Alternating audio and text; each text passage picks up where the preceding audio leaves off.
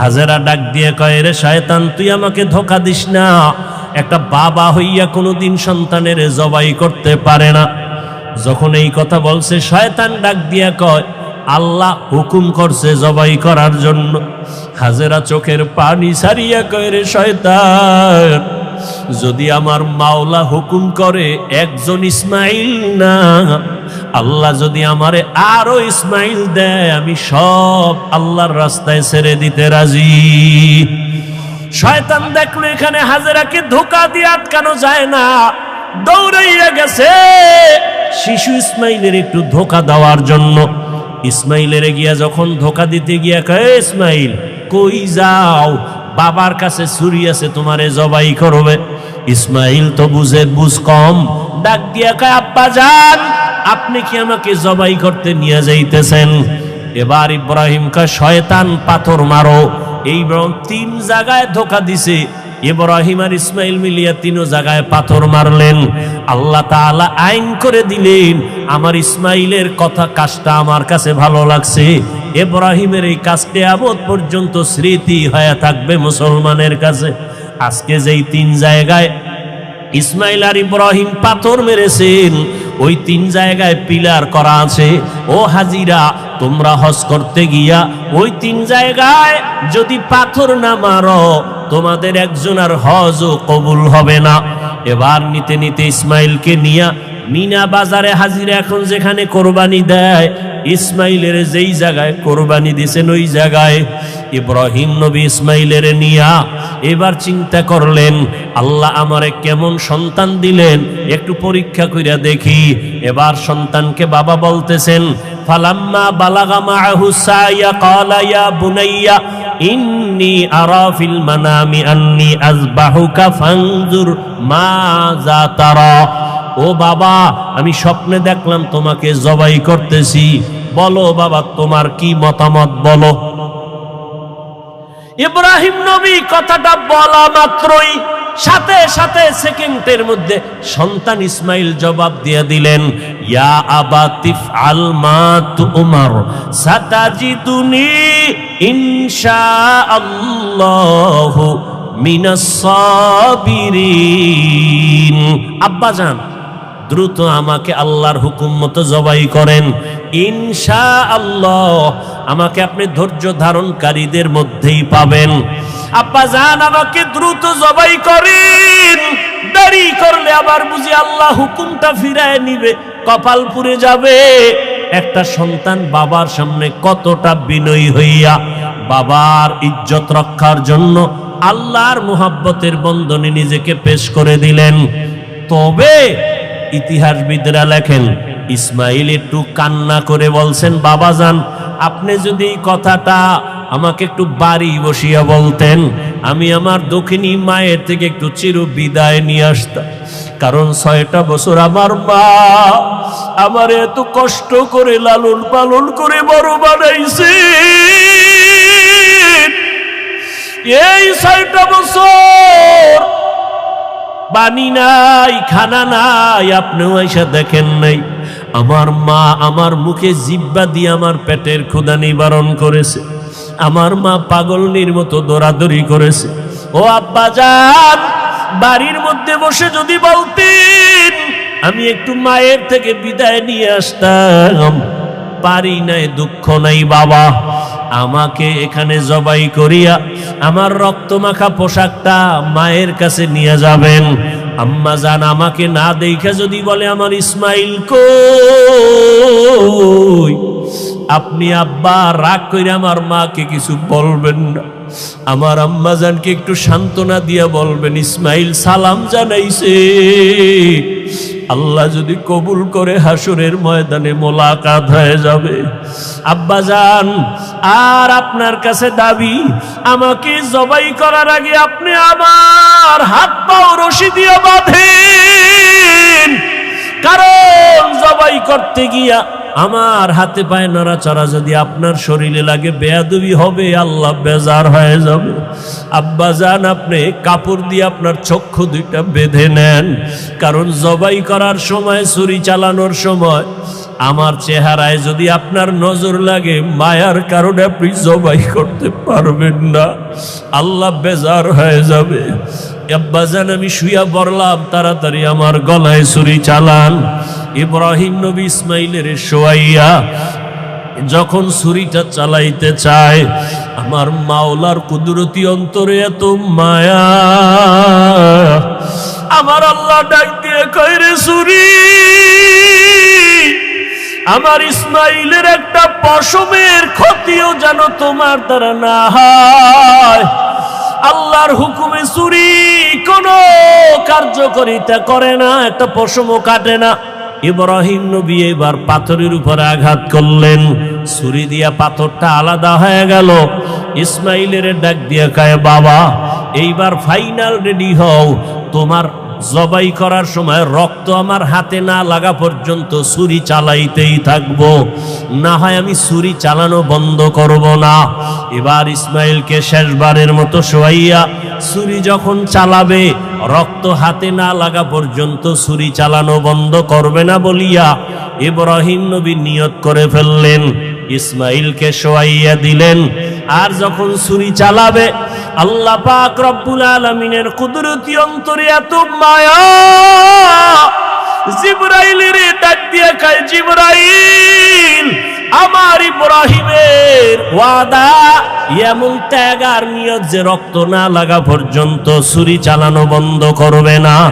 আমি তো ইসমাইলের জবাই চাই না, আমি চাই আমার হুকুমের জন্য কতটুকু তারা ত্যাগ স্বীকার করলো। আমার মোহাব্বতের পরীক্ষা চাইছি, আমি ইসমাইলের জবাই চাই নাই। আমার হুকুম মতো প্রশ্ন ছাড়া যখন তারা দুজনে রেডি হয়ে গেল, আমার পরীক্ষা হয়ে গেছে, আর লাগবে না। ইসমাইলের জবাই করার আগে, ছুরির নিচে দেওয়ার আগে, জান্নাতি একটা দুম্বা নিয়ে যাও, ইসমাইলের সরাইয়া জান্নাতি দুম্বাটা যখন ছুরির নিচে দিয়া দাও। ইব্রাহিম নবী ছুরি চালায়, জিব্রাইল আমিন দুম্বা নিয়ে রওয়ানা। দেখতেছে আমি যাইতে না যাইতেই মনে হয় ছুরির নিচে ইসমাইল জবাই হয়ে যাবে। জিব্রাইল আমিন আসমান থেকে একটা আওয়াজ দিছে, আল্লাহু আকবার, আল্লাহু আকবার। ইব্রাহিম নবী তাকাইছেন, তিনিও ডাক দিয়েছেন, আল্লাহু আকবার, আল্লাহু আকবার। এইবার ইসমাইলও আওয়াজ দিলেন, লা ইলাহা ইল্লাল্লাহ। এইভাবে আওয়াজ দিয়া ইব্রাহিম নবী যখন চক্ষু খুইলা দেখেন রক্ত হাতে লাগছে, ছুরিটাও ছাড়লেন। যখন তাকায়া দেখে, খুশি মনে ইসমাইল বুঝি কোরবানি হয়ে গেল, কিন্তু না, দেখে একটা অপরিচিত জন্তু জবাই হয়ে গেল। ইসমাইল পাশে সুন্দরভাবে দাঁড়ানো। বাবা আবার বুঝি ভয় পেয়ে গেলেন, ও ইসমাইল, আল্লাহ বুঝি আমার কোরবানি কবুল করবেন না, আর একবার চেষ্টা করি। সাথে সাথে ওহী নাজিল হয়ে গেল। আল্লাহ কয়, ওয়ানাদাইনাহু আইয়া ইব্রাহিম কদ সাদ্দাকতার রুইয়া ইন্না কাযালিকা নাজজিল মুহসিনিন। ইব্রাহিম, তুমি আমার পরীক্ষায় পাশ করছো। হাজেরা কাঁদতেছে ইসমাইলের জন্য, জলদি করে যাও। বলে আসো মালিকের দাওয়াতে যাই, মালিকের থেকে কি হাদিয়া নিবা? আমার পক্ষ থেকে দুম্বার গোশত হাদিয়া দিয়া দিলাম। ওয়াফাদাইনাহু বিযিবহিন আযীম, আমার পক্ষ থেকে হাদিয়া দিলাম এই জবাই করা দুম্বার গোশত। ইসমাইলের নিয়ে যাও, ইসমাইলের হাজেরার কোলে ফিরায়া দাও, আর মালিকের পক্ষ থেকে দুম্বা হাদিয়া পৌঁছাইয়া দাও। বিদায় নেয় আর বললেন, ইন্নী যাহিবুন ইলা রাব্বি সায়াহদিন, আমি আমার রবের দিকে রওনা করলাম। অর্থাৎ আমার রবের সন্তুষ্টি অর্জনের জন্য যেই জমিনে গেলে আমি রবেরে পাবো, সেখানে রওনা দিলাম। সায়াহদিন, নিশ্চয়ই আমার আল্লাহ দ্রুত আমার জন্য রাস্তা খুলে দিবেন। যাওয়ার পথের ঘটনা জানেন। ইব্রাহিম নবী বিশ্ব সুন্দরী বিবি সারাকে নিয়ে আসে, কিন্তু কোনো সন্তান নাই। রাস্তার মাঝে এই সুন্দরীর খবর পাইয়া এক জালেম মিশরের মধ্যে তারে আটকায়া দিল। সুন্দরী সারাকে নিয়ে গেল তার খাস কামরার ভেতরে। ইব্রাহিম নবী চুপচাপ বসে আছেন, জালেমের আটকায় পড়ে গেছেন। কত কঠিন কঠিন পরীক্ষা নবীদেরকে আল্লাহ করেছেন, এর মধ্যে সব থেকে কঠিন ইব্রাহিম নবীর উপরে পরীক্ষা।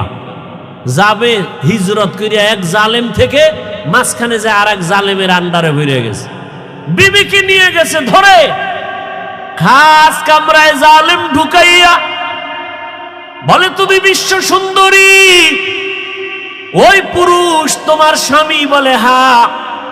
ইব্রাহিম নবী পেরেশান হয়ে গেলেন, আমার স্ত্রী কত সতী সাধ্বী, কত বড় দামি, আমি এক নবীর স্ত্রী, আজ না জানি বেঈমানের হাতের ছোঁয়া লাগে না পাক হাত। আল্লাহ কয়, ইব্রাহিম অন্তরের চক্ষু খুলে দি, আলেম যা করবে এখানে বসে সব দেখতে পাইবা। ক্ষমতা আল্লাহ দিতে পারে না? পারে না? এরকম পাওয়ারওয়ালা বান্দা আছে না নাই? এই পাওয়ারের নাম কোরআনের ভাষায় ফুরকান। ইয়া আইয়ুহাল্লাযীনা আমানু ইন তাত্তাকুল্লাহ ইয়াজআল লাকুম ফুরকানা। তাকওয়ার উপরে যারা মজবুত হয়ে চলবে, আল্লাহ বলেন আমি তাদেরকে ফুরকান নামের এক পাওয়ার দান করব। মা মা'নাল ফুরকান হুয়া নূরুম মিন ইলাহি। আল্লাহর একটা নূরের আলো। হাদিসের ভাষায় পাওয়ারের নাম ফেরাসাত। ক্বালা রাসূলুল্লাহ সাল্লাল্লাহু আলাইহি ওয়া আলিহি ওয়াসাল্লাম, ইত্তাকু ফেরাসাতাল মুমিন ফাইন্নাহু ইয়ানজুরু বিনূরিল্লাহ। আল্লাহর প্রিয় বান্দা মুমিনের ফেরাসাতের পাওয়ারকে তোমরা খুব ভয় করিও, কারণ তুমি যা দেখো তার থেকে তারা অনেক কিছু দেখেন। চামড়ার চোখ দিয়ে দেখেন না, নূরের আলো দিয়ে তারা দেখেন। ওমরে ফারুক খুতবা দিতেছেন জুমার মসজিদে নববীর ভেতরে। খুতবার মাঝে হঠাৎ একটা অপ্রাসঙ্গিক একটা চিৎকার দিয়ে আওয়াজ দিলেন, ইয়া সারিয়াতাল জাবাল, ইয়া সারিয়াতাল জাবাল, ইয়া সারিয়াতাল জাবাল। এই সারিয়া, পাহাড় পাহাড় পাহাড়। মদিনাতুল মুনাওয়ারায় ওমর আওয়াজ দিলেন, এই সারিয়া, সামনে পাহাড়। সারিয়া কই? বলে মদিনা। ওমর যেখানে আওয়াজ দিছেন সেখান থেকে 2000 কিলোমিটার দূরে ইরানে যুদ্ধ করে। সারিয়াকে জিজ্ঞাসা করা হলো এক সময়, এই সারিয়া, মদিনাতুল মুনাওয়ারা থেকে 2000 কিলোমিটার দূরে ইরানে যুদ্ধ করেছো, ওমরের আওয়াজ শুনছো? বলে হ্যাঁ। কেমন শুনলা? কয়, কাছে বসে বললে যেমন শুনি তেমনই শুনিস। এর নাম ফেরাসাতের পাওয়ার।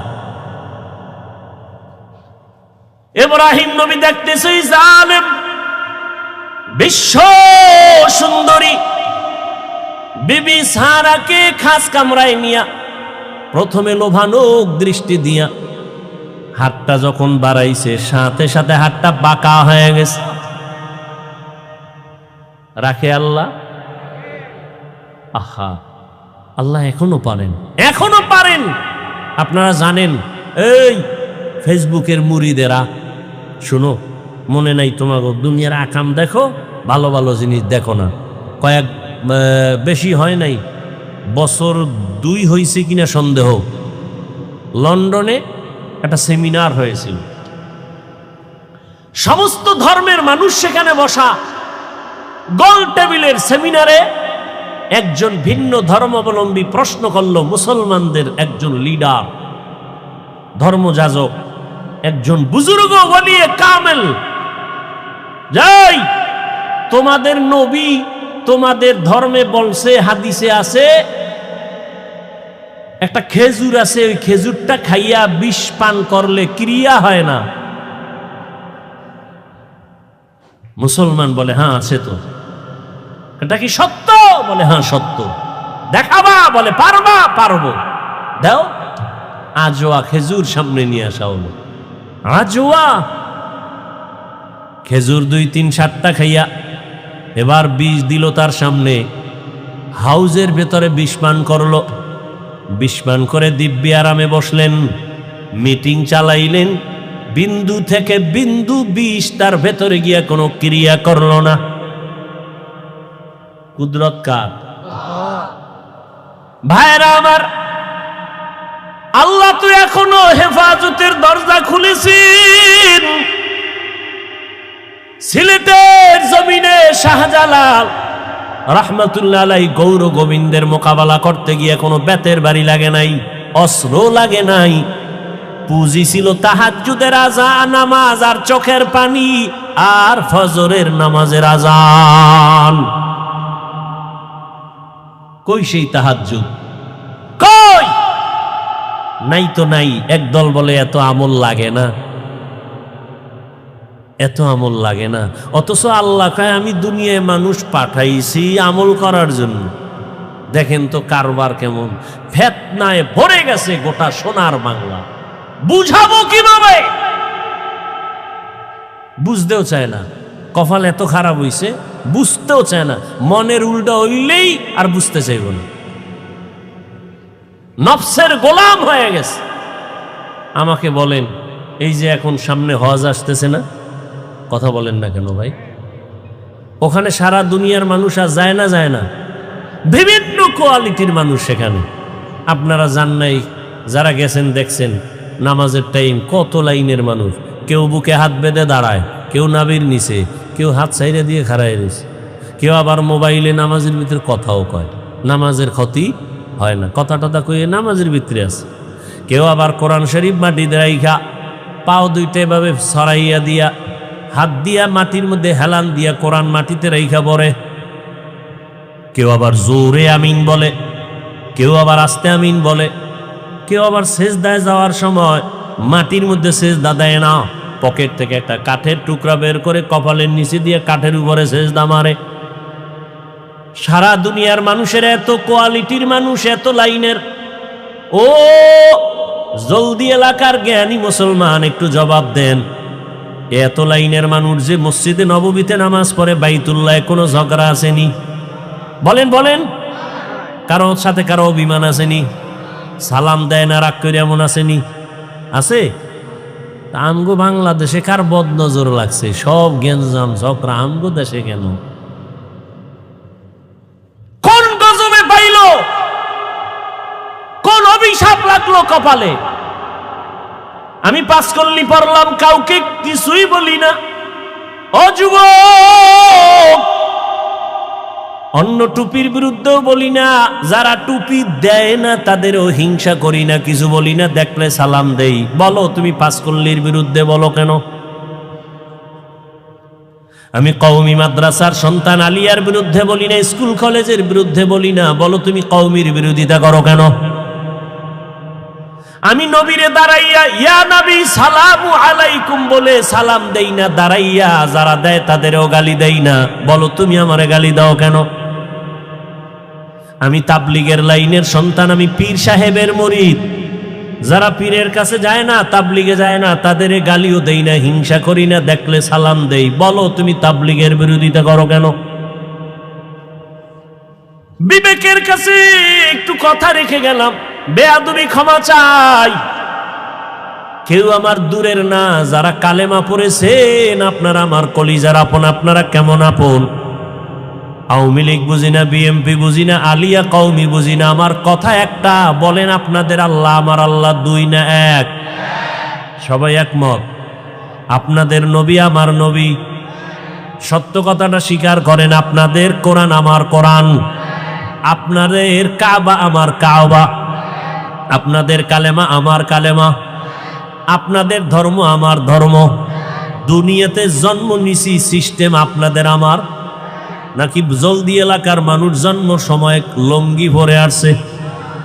সবার কোয়ালিটি এক, বিদায় বালা কাফনের সংখ্যা হবে আলাদা। কে ধনী, কে গরিব, কে আলেম, কে মূর্খ, সবার বেলায় কাফন হবে তিনটা। আরে এক টাকাওয়ালার সম্মানে একটা কাফন কেউ বাড়াইয়াও দিবে না। এক রিক্সাওয়ালা মরে গেলে গরিব হওয়ার কারণে একটা কাফন কেউ কমাইয়াও, কালার হবে আলাদা। হুজুরদের কাফনের কালার একরকম, আপনাদেরটা আর এক রকম। কালারও কি কালার? এই বুঝা কও, সাদা? তাহলে কালার নিয়ে ঝগড়া কেন? কালার লইয়াও ঝগড়া কেমন গজবে ধরছে? কালার লইয়াও ঝগড়া আছে না নাই? ইন্তেকালের সময় সবার কাফনের কালার হবে এক। কি কালার? লেখা থাকবে উপরে বড় হুজুরের লাশ, এমপি সাহেবের লাশ, কে ধনী কে গরিব, কে হুজুর না, কে ইমাম, কে মুক্তাদি, কে ডাক্তার, কে রোগী। যতই আজকে বক্তা বক্তা ভাব দেখাই না কেন, টাকার আর ক্ষমতার গরম দেখাও না কেন, সাদা কাফনে ঢুকলেই সব বাহাদুরি বন্ধ হয়ে যাবে। কবরে যাওয়ার আগেই বাহাদুরি শেষ। কবরের সাইজ কি না আপনাদের এলাকায় একটু বড়? হ্যাঁ, কবরের সাইজও সবার এক। কবরে রেখে বিদায়ের পরে প্রশ্ন হবে সবার বেলায়। কয়টা?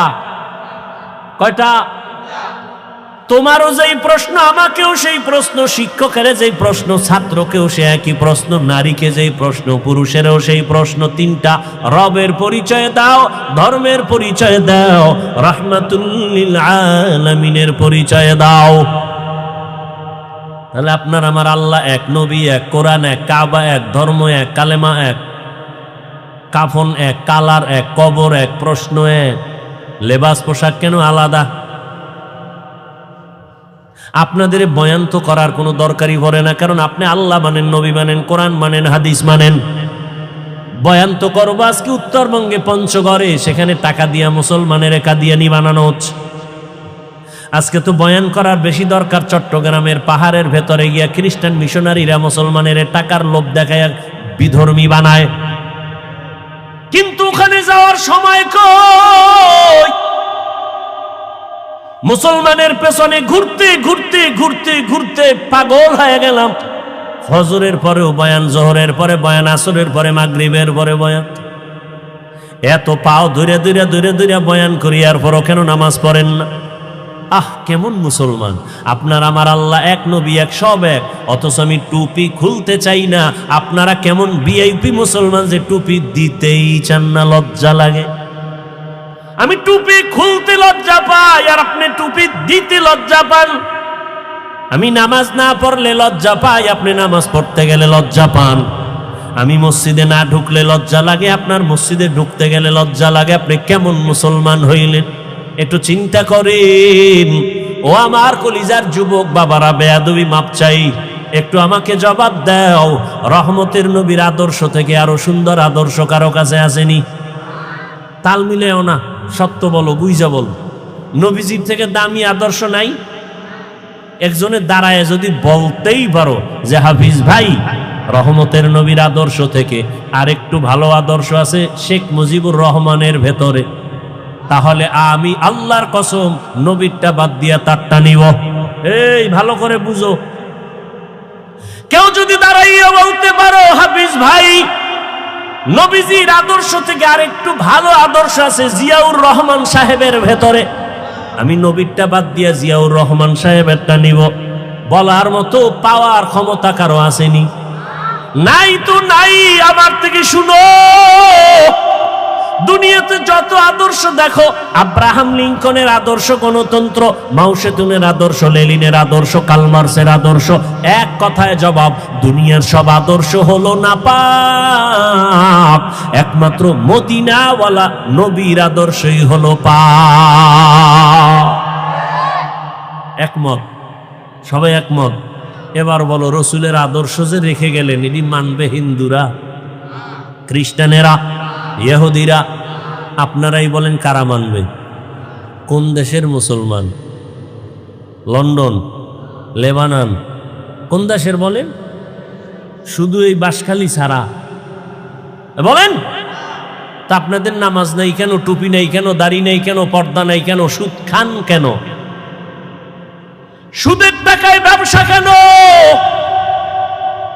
লোন উঠাইয়া বাড়ি গাড়ি কেন? জমিনে আল্লাহর যত বড় বড় দুশ্মন আছে, এই বড় দুই দল দুশ্মন আছে, এদের থেকে বড় দুশ্মন জমিনে আল্লাহর কাছে আর কেউ নাই। সব থেকে বড় দুশ্মন আল্লাহর। এক দুশ্মন হলো কোরআনে বর্ণিত, এক দল হলো যারা সুদের সাথে জড়িত, আর এক দল দুশ্মন হলো বুখারী শরীফে আছে, যারা ওলিয়া উলিয়ার দুশ্মনী করে। কেমন বড় দুশ্মন? আল্লাহ কয়, তোদের সাথে আমি আল্লাহ নিজে যুদ্ধ করব। এবার বুঝেন যে আল্লাহর কত বড় দুশ্মন তারা, যারা সুদের সাথে জড়িত আর যারা ওলিয়া উলিয়া দেখতে পারে না। বিরোধিতা করে। আল্লাহ হেদায়াত দান করুন। ওই জালেম নবী ইব্রাহিমের স্ত্রী প্রথম বিবি সারার উপরে হাত বাড়ায় গেল, পাক বাঁকা হয়ে গেল, সাথে সাথে তওবা করছে, আর করুম না। কুকুরের লেজ তো বাঁকাই থাকে, আবার ভালো হয়ে গেছে, আবার হাত বাড়াইছে ভাবে কয়েকবার করিয়া তওবা খাঁটি ভাবে না। এই তোমার কাছে হাত বাড়াইতে পারি না, তোমার ভিতরে কি পাওয়ার আছে বলো তো?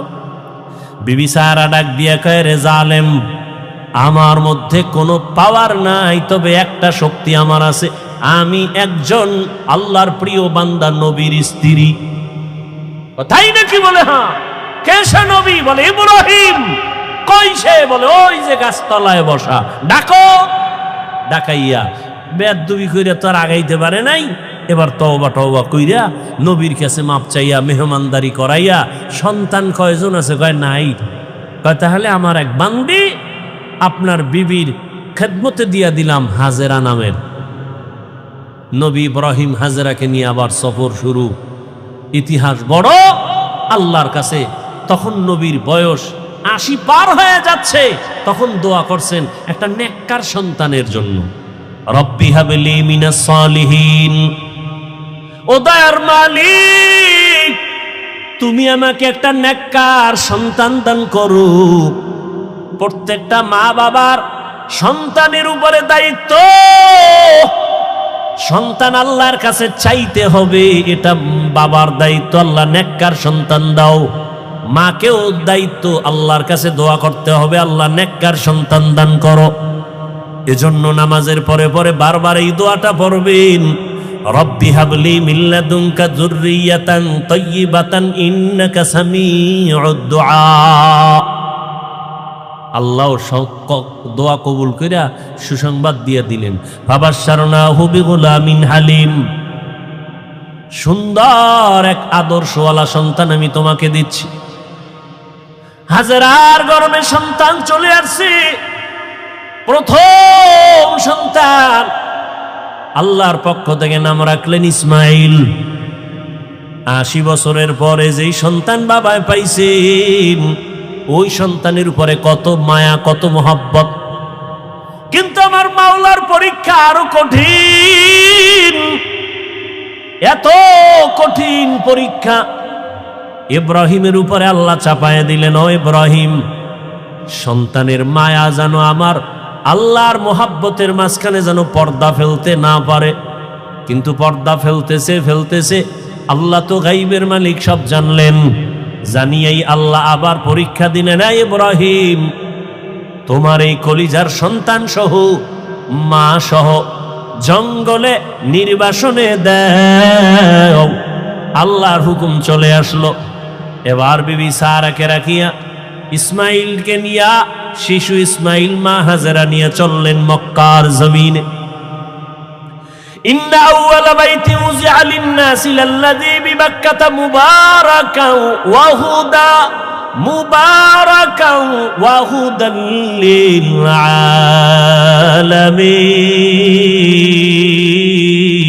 আলামিন। হেদায়েতের ঘর বানাইলেন আমার আল্লাহ। কোনো মানুষ নেই, জঙ্গল, পাহাড়, ওখানে নিয়ে গেলেন। কেমন পরীক্ষা দেখছেননি? কই নিয়ে যাইতেছে বলার অধিকার নাই, জবান বন্ধ, ইশারা ইঙ্গিতে বলবে কিনা তাও ভয়। একজন নারী সৃষ্টিগতভাবেই দুর্বল, আবার সাথে শিশু বাচ্চা, আরো পেরেশানি। বাইতুল্লাহর পার্শ্বে সাফা মারওয়া, এখন যে পাহাড়ের মাঝখানে জঙ্গল, চতুর্মুখী, ওখানে রাখলেন। রাইখা ইব্রাহিম নবী হাঁটা শুরু করছে। কইতন কই আইলাম, কই রাখতেছি, কেন রাখতেছি, কয়দিনের জন্য, কোনো আওয়াজ নাই। আল্লাহর পরীক্ষা ইব্রাহিম, জবান খোলা যাবে না।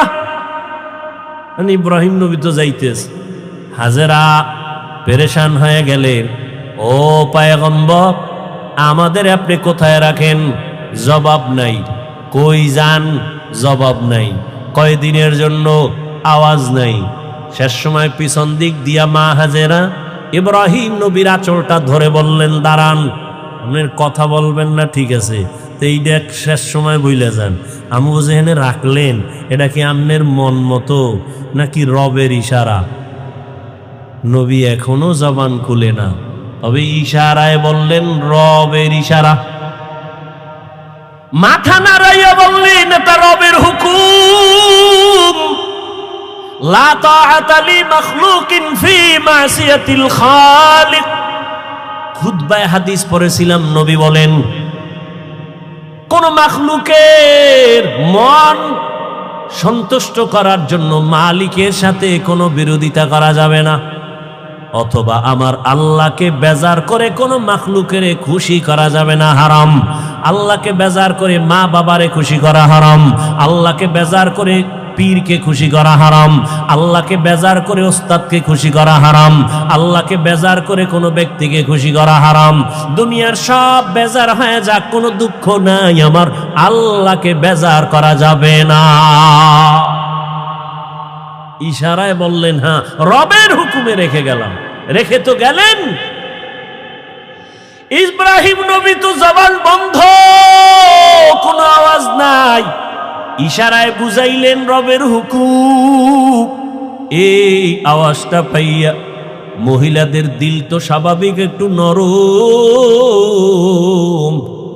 মা হাজেরা কান্না শুরু করলেন আর বললেন, ও দয়ার স্বামী, এখানে আপনি আমার রবের হুকুমে রেখে যাইতেছেন।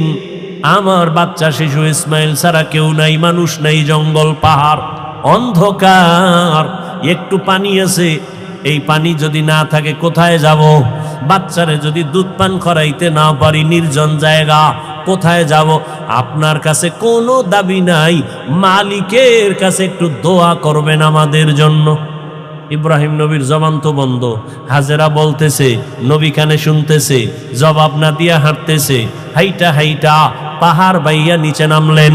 নিচে নাইমা ইব্রাহিম নবী মালিকের দরবারে হাত উঁচু করে দোয়া করলেন, রব্বানা ইন্নী আসকানতু মিন যুররিয়্যাতি বিওয়াদিন গায়রি যি যারইন ইনদা বাইতিকাল মুহাররম রব্বানা লিয়ুকিমুস সালাতা ফাজআল আফইদাতান নাসি তাহবি ইলাইহিম ওয়ারযুকহুম। আল্লাহর নবী দোয়া করলেন আল্লাহর দরবারে, আল্লাহ তোমার হুকুম, এতদিন যত পরীক্ষা করেছো, ধৈর্য ধরে ধরে পাস করার চেষ্টা করেছি, আমার জীবনের শেষ সময় একটা সন্তান দিয়েছো, মোর বড় মায়ার সন্তান। এই বয়সের সন্তানটাকেও পরীক্ষার মাঝে ফালাইছো, কোনো দাবি নাই, একটা দাবি, আল্লাহ তুমি ধৈর্য দাও, পাশ করার তৌফিক দাও। আর আমার শিশু সন্তান, কত কলিজার মায়ার আমার সন্তান রেখে আসছি, তোমার কাছে আমার দোয়া করলাম, কয়েকটা দোয়া। এক নাম্বার, ও আল্লাহ মেহেরবানি করে এখানে তুমি অন্য মানুষের বাসস্থানের ব্যবস্থা করে দাও, যেই জঙ্গলটাকে তুমি সাফ করে দাও, খানার আয়োজন করে দাও, ওরা নামাজ পড়বে এবং শুকর আদায় করবে, তোমার রিজিকের ব্যবস্থা করে দাও, মানুষের ব্যবস্থা করে দাও, পানির ব্যবস্থা করে দাও। আল্লাহর নবীর দোয়া আসমানে কবুল হয়ে গেল। নবী ইব্রাহিম চলে গেলেন। মা হাজেরা, ইসমাইল, শিশু বাচ্চা, আর কেউ নাই। এক সময় পানি যা ছিল সব শেষ, এখন পানিও নাই। আম্মাজান বাচ্চা ইসমাইলকে দুগ্ধ পান করাচ্ছেন। এক পর্যায়ে দুধও শেষ হয়ে গেল।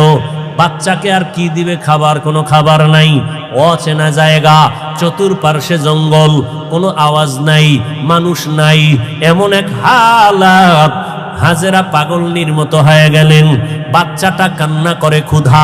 একদিন চলে গেল, 2 দিন চলে গেল, 3 দিন চলে গেল, মা সহ্য করতে পারে না। একটা বাচ্চার কলিজা ভরা মায়ের অন্তরে কত কষ্ট। একটা মা বাচ্চার জন্য কতটাই যে বেকারার হয়ে থাকে। এই বাচ্চার এত কষ্ট মা বুকে ধারণ করে করে বাচ্চাকে বড় বানায়। ও সন্তানেরা, মায়ের কষ্ট যদি ভাবতো, জমিনে কোনো সন্তান মা বাবার সাথে বেয়াদবি করতে পারতো না। মা এত কষ্ট করে করে আমাকে মানুষ বানাইছেন। ও আমার যুবক বাবারা, তুমি যত বড় টাকার মালিক হইয়া বাহাদুরি করো না কেন, তুমি জানো না তোমার মায়ের চোখের পানি ছাড়া তুমি হতে পারো নাই। মায়ের চোখের পানি আর দোয়া ছাড়া টাকার মালিক হতে পারো নাই। মা বাবার চোখের পানি দোয়া ছাড়া কোনো সন্তান সম্মানের চেয়ারে বসতে পারে না। মা বাবার চোখের পানি দোয়া ছাড়া পরীক্ষায় ভালো নাম্বার পাইতে পারে না।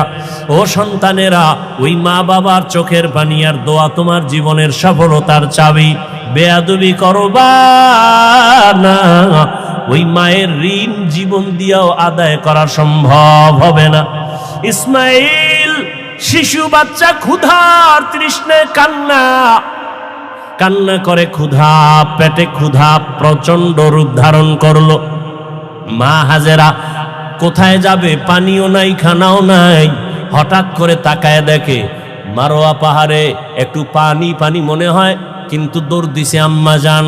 হালকাভাবে দৌড়াইয়া গিয়ে দেখে পানি না, সূর্যের আলো বালুর মধ্যে লাগছে, তো পানির মতো একটা ঝলমল করতেছে, কিন্তু পানি নাই। ওখানে যাইয়া আবার মারোয়া পাহাড়ে তাকায়, সফায় তাকায়, দেখে ওখানে আর একটু পানি পানি মনে হয়, আবার দৌড় দিছে।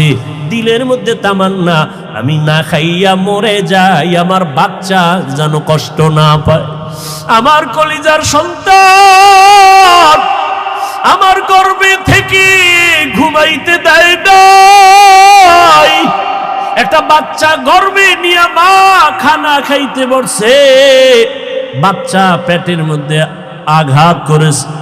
মায়ের পেটে এমন বেদনা শুরু হয়েছে, মা খানার প্লেটটা সরাইয়া বিছানায় শুয়ে কান্না শুরু করেছে। রহমতের নবী বলেন, ও নারীরা, এত মর্যাদা তোমাদেরকে দেওয়া হয়েছে, আর কিয়ামত পর্যন্ত কেউ মর্যাদা বাড়াতে পারবে না। ওই যে বাচ্চা গরমে নিয়া কষ্ট করে করে না খাইয়া দিন কাটাইলা, এক একটা দিন আমার আল্লাহ নারীর আমল নামায় রোজার সওয়াব দান করবেন। মা বাচ্চা গর্ভে নিয়ে রাতে ঘুমের বিছানায় গেছে, হঠাৎ করে বাচ্চা আঘাত করেছে, মা ঘুমাইতে পারে নাই, সারা রাত কান্না করে কাটাইছে। আল্লাহর নবী বলেন, একটা মা বাচ্চা গর্ভে নিয়ে রাত ঘুমাইতে পারে না, আল্লাহ তাআলা ওই মায়ের আমল নামায় কদরের রাতের সওয়াব আল্লাহ দান করবেন। এত মর্যাদা নারীদেরকে আল্লাহ দান করেছেন। আজকে যারা বলে ইসলাম নারীর অধিকার দেয় নাই, মর্যাদা দেয় নাই, এদের মতো চরিত্রহীন মুসলমান, ইসলামের দুশ্মন, মানবতার দুশ্মন জমিনে আর কেউ নাই। মা হাজেরা দৌড় দিলেন দুই পাহাড়ের মাঝে, দৌড় দিলেন কয়েকবার। এই যে দৌড় আল্লাহর কাছে খুব ভালো লাগছে। আল্লাহ পাক কিয়ামত পর্যন্ত আইন বানায় দিলেন, বিধান বানায় দিলেন। এই মক্কার হাজিরা, হজ করতে যদি যাও, আমার হাজেরা যেই পাহাড়ে 7টা চক্কর লাগাইছে, হাজি যদি হজ করতে গিয়া সফা মারওয়ায় আমার হাজেরার মতো চক্কর না দেও, আমি কোনো হাজির হজ কবুল করব না।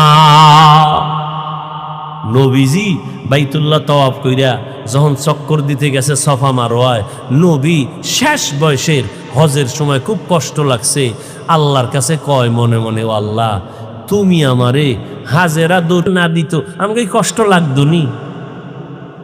আল্লাহ পাক জানায় দিলেন, নবী, আমার কাছে ভালো লাগছে হাজেরার দৌড়। শুধু আপনি না, কিয়ামত পর্যন্ত যত মানুষ আসবে বাইতুল্লাহ হজে আসবে, এই সফা মারওয়ায় যদি দৌড় না দেয়, একজন আর হজ কবুল করা হবে না। পাগলের মতো দৌড়াও, মাওলার দরবারে গিয়া মাওলার আশিক হইয়া যাও। চুলগুলো এলোমেলো, সাবান লাগানো যাবে না হাজি। নখ বড় হয়ে গেছে, নখ কাটা যাবে না।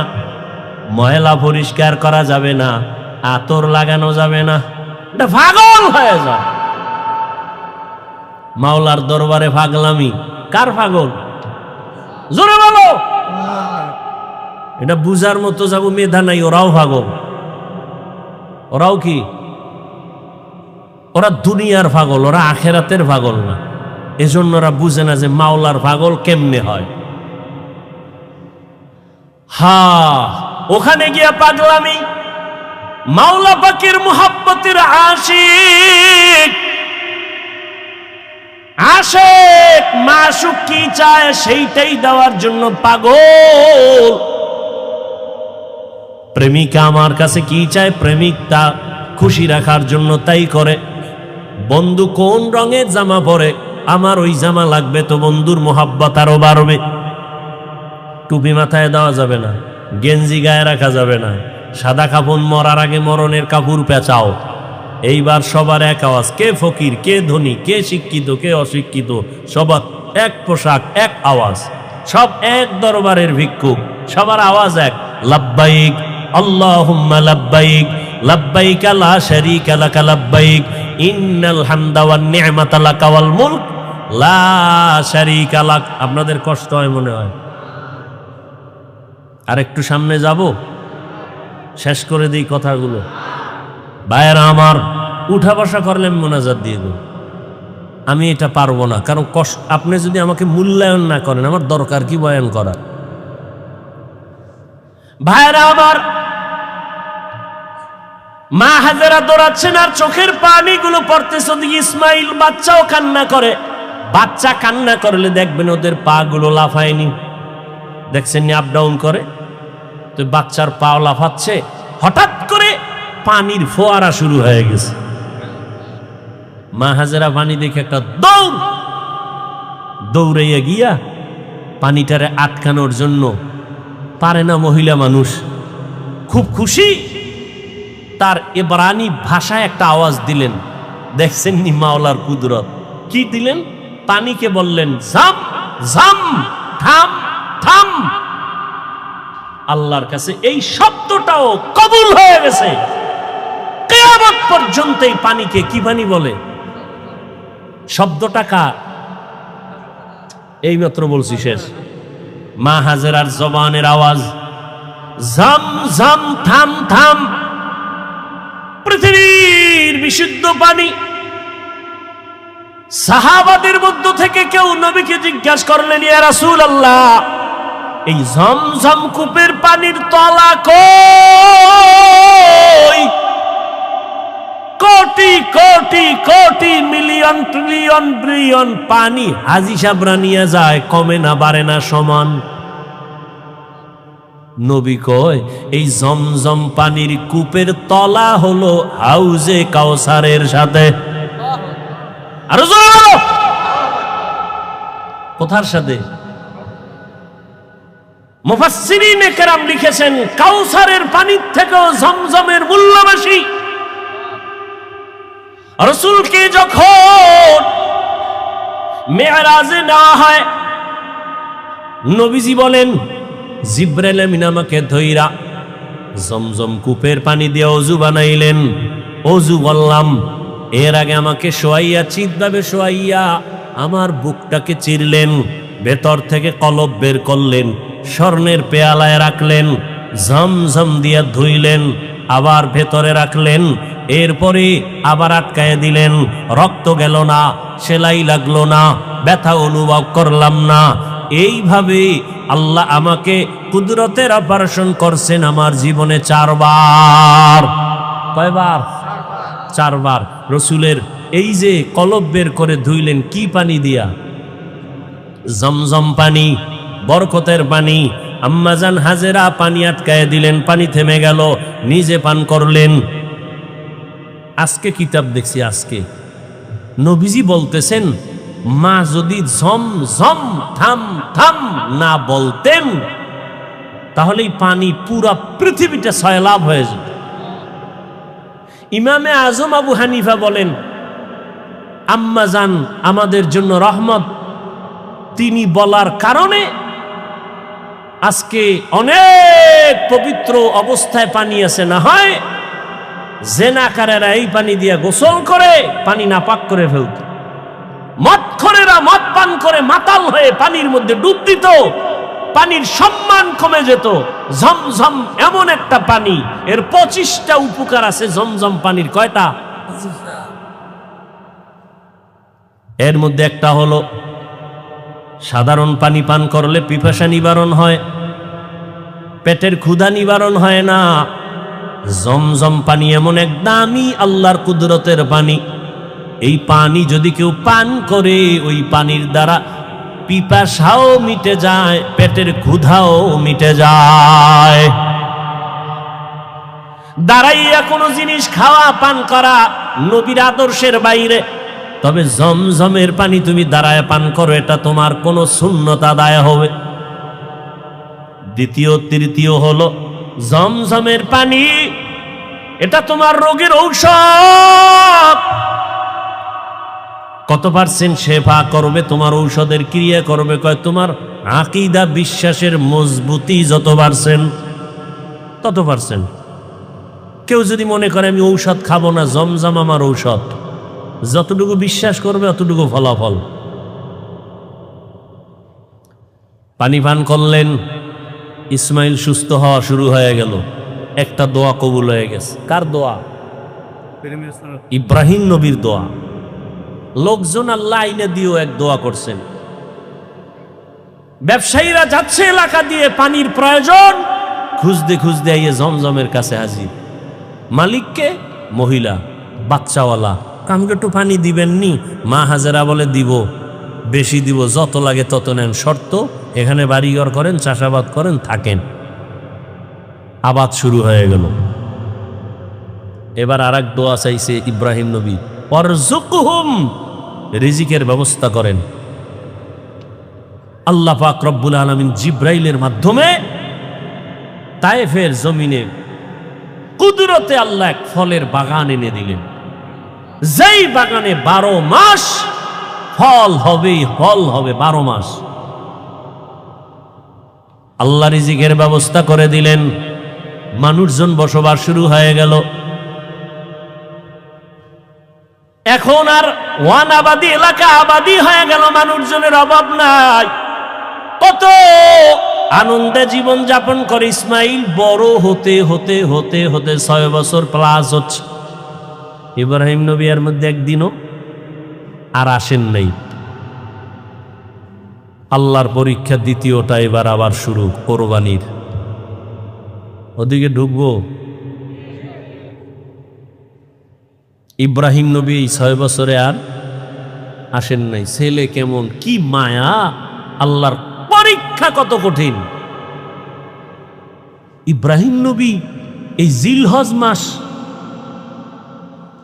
8 তারিখ, 9 তারিখ, 10 তারিখ স্বপ্ন দেখা শুরু করলেন, তোমার কলিজার আপন জবাই করো আমার পথে, আমার নামে।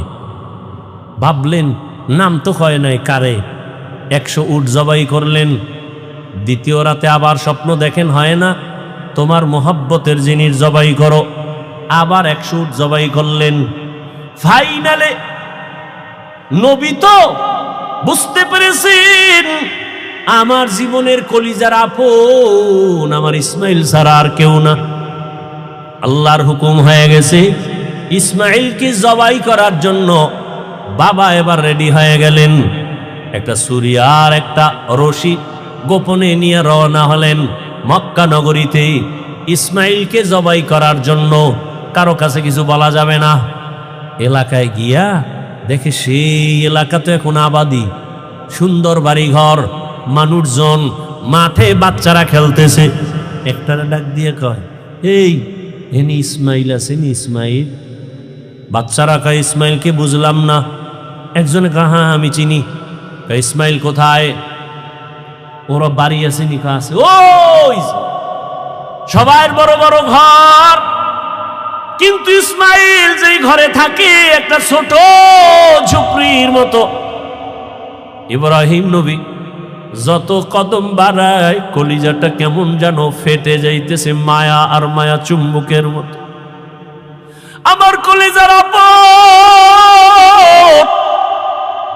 এত আদরের সন্তানের এতদিন আমি পাই নাই। যত সামনে যায় তত ইব্রাহিমের কলিজাটা দুর্বল হয়ে যায়। ঘরের দরজায় ইসমাইলের পাইয়া ডাক দিছে, বাবা আসো। কিন্তু ইসমাইল চিনে নাই লোকটাকে। ঘরের মধ্যে দৌড় দিছে। আল্লাহর নবী সালাম দিলেন, আসসালামু আলাইকা ইয়া আহলাল বাইত। ঘরের মধ্যে ঢুইকে যখন হাজেরা দেখলো, সালাম নিয়ে কান্না শুরু করলে, চোখের পানি, হৃদয় হৃদয় ভাঙ্গা কান্না। ইসমাইলের মা কয়, চিনোনি বাবা? এই তোর বাবা ইব্রাহিম, বাবার কাছে যাও, দূরে থাকিও। মালিকের কঠিন পরীক্ষার ইসমাইল, এই তোর বাবা নবী ইব্রাহিম। বাবা সন্তানের পাইয়া বুকে জড়াইয়া কান্নার আওয়াজ, এমন মায়ার কান্না শুরু হয়ে গেল। নবী আবার চিন্তা করলেন, না জানি আবার মায়ার কারণে পরীক্ষায় ফেল করি। নবী বললেন, হাজেরা দেরি করার সময় নাই, জবাই করতে নিব তাও তো বলা যাবে না। নবী কৌশল করে বললেন, ও হাজেরা, ইসমাইলের সুন্দর করে সাজাইয়া দাও, মালিকের দাওয়াতে যাব। মা হাজেরা তো ভাবছেন দুনিয়ার কোন মালিক দাওয়াত দিছে সেখানে যাবে। মা হাজেরা বুঝতে পারেন নাই যে আসল মালিক দাওয়াত দিয়েছে। মা হাজেরা এতটুকু বুঝা দুনিয়ার মালিকের দাওয়াতে যাবে, বাবার সাথে যাবে। মা বড় আনন্দিত হইয়া ইসমাইলের এমন সুন্দর করে সাজায় দিলেন। এবার ইসমাইলের নিয়ে বাবা রওয়ানা। বাবা সামনে হাঁটে, ইসমাইল পেছনে পেছনে হাঁটে। মা দুঃখিনী দরজার কিনারায় দাঁড়ায় দাঁড়ায় সন্তানের দিকে তাকায় থাকে। একটা সন্তান যখন আপনাদের এলাকার মানুষ বাঁশখালী থেকে চট্টগ্রাম যায় বা বিদেশ যায়, মা ঘর থেকে যখন সন্তানের বের করে দেয়, মা চোখের পানিগুলো আঁচল দিয়ে মুছে সন্তানের পেছনে পেছনে মাও কিছু দূর আগায় যায়। মা সহ্য করতে পারে না, সন্তান আবার কই, ওরে ও আমার কাছে থাইকা যখন মা বলিয়া ডাক দেয়, কলিজাটা ঠান্ডা হয়ে যায়।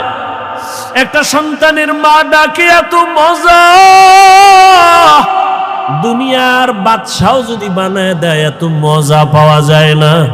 সন্তান যখন আম্মু বলে ডাক দেয়, মায়ের কলিজাটা ঠান্ডা হয়ে যায়।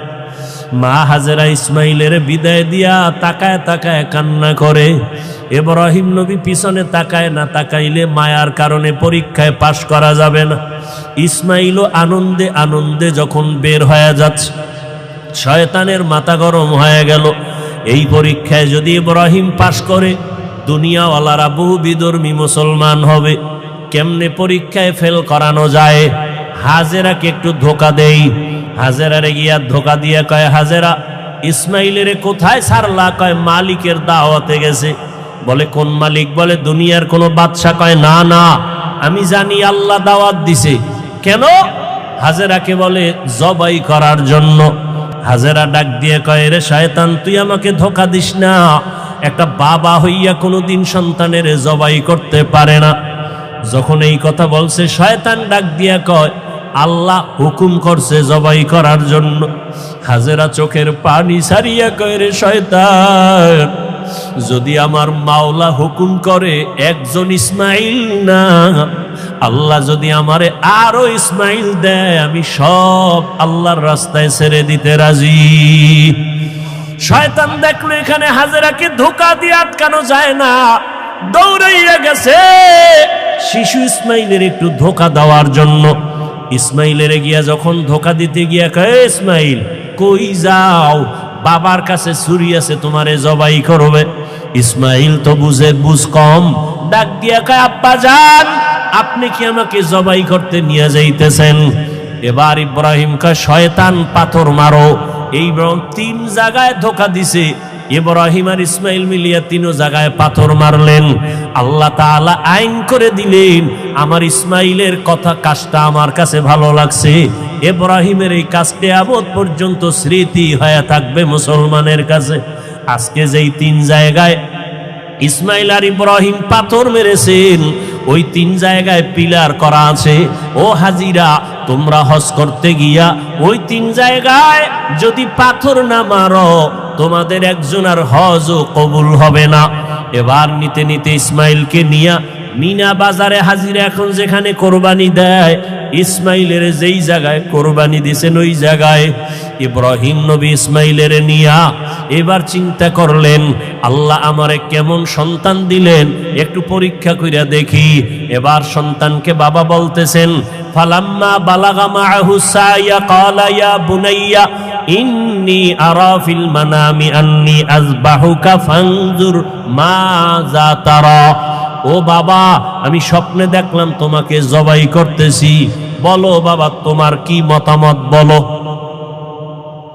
ইব্রাহিম নবী কথাটা বলা মাত্রই সাথে সাথে সেকেন্ডের মধ্যে সন্তান ইসমাইল জবাব দিয়ে দিলেন, ইয়া আবা তিফআল মা তুমার সাতাজিদুনি ইনশাআল্লাহু মিনাস সাবিরিন। আব্বাজান, দ্রুত আমাকে আল্লাহর হুকুম মতো জবাই করেন, ইনশাআল্লাহ আমাকে আপনি ধৈর্য ধারণকারীদের মধ্যেই পাবেন। আব্বাজান, আমাকে দ্রুত জবাই করেন, দেরি করলে আবার বুঝি আল্লাহ হুকুমটা ফিরায় নিবে, কপাল পুড়ে যাবে। একটা সন্তান বাবার সামনে কতটা বিনয়ী হইয়া বাবার ইজ্জত রক্ষার জন্য আল্লাহর মুহাব্বতের বন্ধনে নিজেকে পেশ করে দিলেন। তবে ইতিহাসবিদরা লেখেন, ইসমাইল একটু কান্না করে বলছেন, বাবাজান আপনি যদি এই কথাটা আমাকে একটু বাড়ি বসিয়া বলতেন, আমি আমার দক্ষিণী মায়ের থেকে একটু চির বিদায় নিয়ে আসতাম। কারণ 6টা বছর আমার মা আমার এত কষ্ট করে লালন পালন করে বড় বানাইছে। এই 6টা বছর পানি নাই, খানা নাই, আপনিও এসে দেখেন নাই। আমার মা আমার মুখে জিহ্বা দিয়ে আমার পেটের ক্ষুধা নিবারণ করেছে। আমার মা পাগলনির মতো দৌড়াদৌড়ি করেছে। ও আব্বাজান, বাড়ির মধ্যে বসে যদি বলতেন আমি একটু মায়ের থেকে বিদায় নিয়ে আসতাম, পারি নাই, দুঃখ নাই বাবা, আমাকে এখানে জবাই করিয়া আমার রক্তমাখা পোশাকটা মায়ের কাছে নিয়ে যাবেন। আম্মা জান আমাকে না দেখে যদি বলে আমার ইসমাইল কই, আপনি আব্বা রাগ করে আমার মাকে কিছু বলবেন না, আমার আম্মা জানকে একটু সান্ত্বনা দিয়া বলবেন ইসমাইল সালাম জানাইছে, আল্লাহ যদি কবুল করে হাসরের ময়দানে মোলাকাত হয়ে যাবে। আব্বাজান, আর আপনার কাছে দাবি, আমাকে জবাই করার আগে আপনি আমার হাত পাও রশি দিয়ে বাঁধেন, কারণ জবাই করতে গিয়া আমার হাতে পায়ে নড়াচড়া যদি আপনার শরীরে লাগে বেয়াদবি হবে, আল্লাহ বেজার হয়ে যাবে। আব্বাজান, আপনি কাপড় দিয়ে আপনার চক্ষু দুইটা বেঁধে নেন, কারণ জবাই করার সময়, ছুরি চালানোর সময় আমার চেহারায় যদি আপনার নজর লাগে, মায়ার কারণে আপনি জবাই করতে পারবেন না, আল্লাহ বেজার হয়ে যাবে। আব্বাজান, আমি শুইয়া পড়লাম, তাড়াতাড়ি আমার গলায় ছুরি চালান। ইব্রাহিম নবী ইসমাইলের শোয়াইয়া যখন ছুরিটা চালাইতে চায়, আমার মাওলার কুদরতি অন্তরে এত মায়া, আমার আল্লাহ ডাক দিয়ে কয়, রে ছুরি, আমার ইসমাইলের একটা পশমের ক্ষতিও যেন তোমার দ্বারা না হয়। আল্লাহর হুকুমে ছুরি কোনো কার্যকারিতা করে না, একটা পশমও কাটে না। ইব্রাহিম নবী এবার পাথরের উপরে আঘাত করলেন, ছুরি দিয়া পাথরটা আলাদা হয়ে গেল। ইসমাইলের ডাক দিয়ে কয়, বাবা এইবার ফাইনাল রেডি হও, তোমার জবাই করার সময় রক্ত আমার হাতে না লাগা পর্যন্ত ছুরি চালাইতেই থাকবো, না হয় আমি ছুরি চালানো বন্ধ করব না। এবার ইসমাইলকে শেষবারের মতো শোয়াইয়া ছুরি যখন চালাবে, রক্ত হাতে না লাগা পর্যন্ত ছুরি চালানো বন্ধ করবে না বলিয়া ইব্রাহিম নবী নিয়ত করে ফেললেন। ইসমাইলকে শোয়াইয়া দিলেন, আর যখন ছুরি চালাবে, আল্লাহ পাক রব্বুল আলামিনের কুদরতি অন্তরে এত মায়া, জিবরাইলের ডাক দিয়ে কয়, জিবরাইল, আমার ইব্রাহিমের ওয়াদা, এমন ত্যাগ আর নিয়ত যে রক্ত না লাগা পর্যন্ত ছুরি চালানো বন্ধ করবে না। আমি তো ইসমাইলের জবাই চাই না, আমি চাই আমার হুকুমের জন্য কতটুকু তারা ত্যাগ স্বীকার করলো। আমার মোহাব্বতের পরীক্ষা চাইছি, আমি ইসমাইলের জবাই চাই নাই। আমার হুকুম মতো প্রশ্ন ছাড়া যখন তারা দুজনে রেডি হয়ে গেল, আমার পরীক্ষা হয়ে গেছে, আর লাগবে না। ইসমাইলের জবাই করার আগে, শরীর নিচে দেওয়ার আগে, জান্নাতি একটা দুম্বা নিয়ে যাও, ইসমাইলের সরাইয়া জান্নাতি দুম্বাটা যখন ছুরির নিচে দিয়া দাও। ইব্রাহিম নবী ছুরি চালায়, জিব্রাইল আমিন দুম্বা নিয়ে রওয়ানা। দেখতেছে আমি যাইতে না যাইতেই মনে হয় ছুরির নিচে ইসমাইল জবাই হয়ে যাবে। জিব্রাইল আমিন আসমান থেকে একটা আওয়াজ দিছে, আল্লাহু আকবার, আল্লাহু আকবার। ইব্রাহিম নবী তাকাইছেন, তিনিও ডাক দিয়েছেন, আল্লাহু আকবার, আল্লাহু আকবার। এইবার ইসমাইল আওয়াজ দিলেন, লা ইলাহা ইল্লাল্লাহ। এইভাবে আওয়াজ দিয়া ইব্রাহিম নবী যখন চক্ষু খুইলা দেখেন রক্ত হাতে লাগছে, ছুরিটাও ছাড়লেন। যখন তাকায়া দেখে খুশি মনে ইসমাইল বুঝি কোরবানি হয়ে গেল, কিন্তু না, দেখে একটা অপরিচিত জন্তু জবাই হয়ে গেল। ইসমাইল পাশে সুন্দরভাবে দাঁড়ানো। বাবা আবার বুঝি ভয় পেয়ে গেলেন, ও ইসমাইল, আল্লাহ বুঝি আমার কোরবানি কবুল করবেন না, আর একবার চেষ্টা করি। সাথে সাথে ওহী নাজিল হয়ে গেল।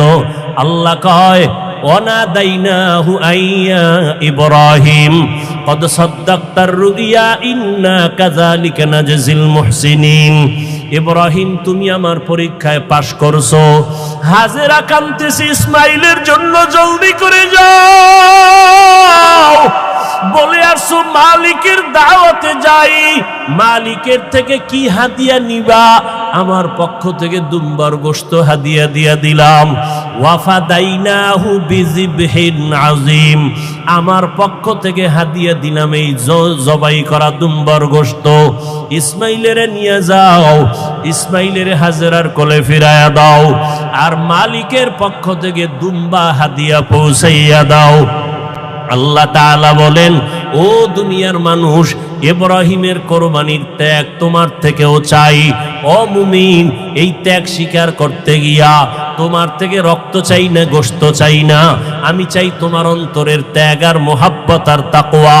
লা ইয়ানালাল্লাহা লুহুমুহা ওয়ালা দিমাউহা ওয়ালাকিন ইয়ানালুহুত তাকওয়া মিনকুম। ও আমার যুবক বাবারা, ও পর্দার আড়ালের মা বোনেরা, ও বৃদ্ধ বাবাজি, আমার আল্লাহর পরীক্ষায় পাশ করিয়া জান্নাত পাওয়ার জন্য একজনের চেষ্টায় হবে না।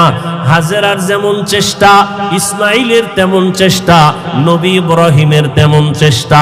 একটা ঘর জান্নাতি পরিবেশ তৈরি করতে হলে বাবারও এক মন হতে হবে, স্ত্রীকেও এক মনওয়ালা হতে হবে, সন্তানেরও মতামত এক থাকতে হবে।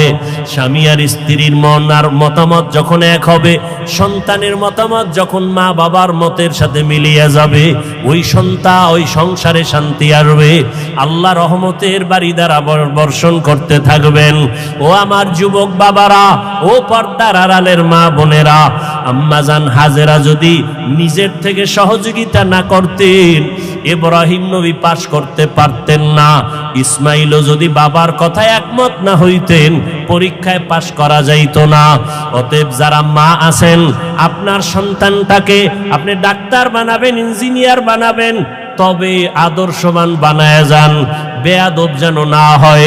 সন্তান কখনো যেন আচরণ দিয়া আপনাদের কষ্ট না দেয়, সন্তানের আচরণে যেন শিক্ষক কষ্ট না পায়, সন্তানের আচরণে আলেম ওলামা মুরব্বীরা যেন কষ্ট না পায়।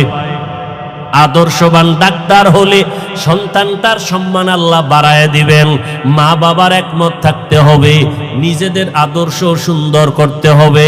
ও আমার যুবক বাবারা, আমি এতক্ষণ বয়ান যা করলাম একবারও কিন্তু বলি না স্কুল কলেজ বাদ দিয়া মাদ্রাসায় যাও, আমার মতো টুপিওয়ালা হও। বরং আমি শেষ বেলায় বলে গেলাম, তুমি ডাক্তার হও, ইঞ্জিনিয়ার হও, প্রফেসর হও, স্কুল কলেজে বড় কোনো বাধা নাই, তবে বেয়াদবি করবা না। মা বাবার দোয়া নিও, শিক্ষকের দোয়া নিও, উলামায়ে কেরামের দোয়া নিয়ে আদর্শ ডাক্তার হইও। মা বাবার সাথে যদি বেয়াদবি করে বরদোয়া নাও, মরার আগে পঙ্গু হয়ে যাবা, কপাল পুড়ে যাবে। শিক্ষকের সাথে যদি বেয়াদবি করে বরদোয়া নাও, লেখাপড়ার জীবন থেকে ধ্বংস হয়ে যাবা। আলেম ওলামার বরদোয়া নিয়ে যদি চলো, বেয়াদবি করো, তোমার চরিত্র নষ্ট হয়ে যাবে। এই 3 জায়গার দোয়া নিয়ে চলিয়া ডাক্তার হও, জীবন সফলতার দরজা খুলে দিবে। তুমি ইঞ্জিনিয়ার হলো, তুমি সফল ইঞ্জিনিয়ার হবা। দুনিয়ার সবাই তোমাকে মোহাব্বত করবে, সম্মান করবে। ও আম্মা জানেরা, আপনার মতো কত মা এখনো আছে আদর্শবান, স্বামীর মাল হেফাজত করেন, মোবাইলে সময় নষ্ট করে না, সন্তানগুলোকে আদর্শওয়ালা বানানোর চেষ্টা করে, স্বামীর মাল হেফাজত করে, 5 ওয়াক্ত নামাজ পড়ে, পর্দা করে। আম্মা জানেরা, আপনারা কেন পারবেন না? এখনো সময় আছে, তওবা করে নেন।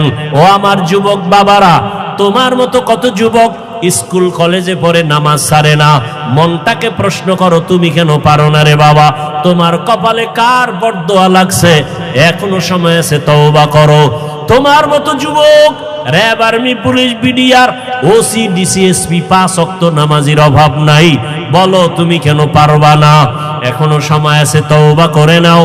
মনে মনে আল্লাহকে বলো, আল্লাহ, দুনিয়ার রং তামাশায় পড়িয়া, মনের খাহেশ মিটাইয়া, মনের শখ মিটাইয়া কত গুনাহ করেছি। মনে চাইছে নামাজ পড়বো না, পড়ি নাই। মনে চাইছে দাড়ি কাটবো, কেটে ফেলেছি।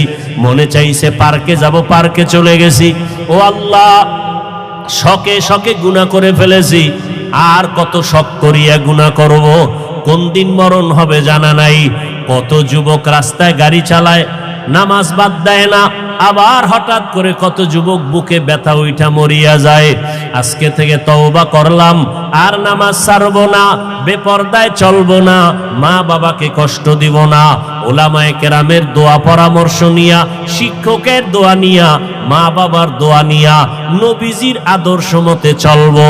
তওবা করার মতো যদি কারো অন্তর তৈরি হয়, মুনাফিকি যদি না থাকে, খাঁটি তওবার নিয়তে দুটো হাত আল্লাহকে দেখাইয়া দাও। আয় আল্লাহ, হাতগুলো কবুল করে নেন, তওবা কবুল করে নেন, আদর্শওয়ালা মানুষ বানায় দেন, নবীর আদর্শে চলার তৌফিক দান করেন, মা বাবার দোয়া নেওয়ার তৌফিক দান করেন, শিক্ষকের দোয়া নিয়া, উলামায়ে কেরামের দোয়া নিয়া চলার তৌফিক দান করেন। আমিন। আলহামদুলিল্লাহি রাব্বিল আলামিন, والصلاة والسلام على سيد الأنبياء والمرسلين وعلى آله وأصحابه أجمعين. يا أرحم الراحمين، يا أرحم الراحمين، يا أرحم الراحمين، رب ارحمهما كما ربياني صغيرا. اللهم إنك عفو كريم تحب العفو فاعف عنا. اللهم إنا نسألك رضاك والجنة ونعوذ بك من سخطك والنار. ربنا لا تزغ قلوبنا بعد إذ هديتنا وهب لنا من لدنك رحمة إنك أنت الوهاب. اللهم إنك عفو كريم تحب العفو فاعف عنا. اللهم إنا نعوذ بك من البرص والجنون والجذام وسيء الأسقام. ও দয়ার মালিক।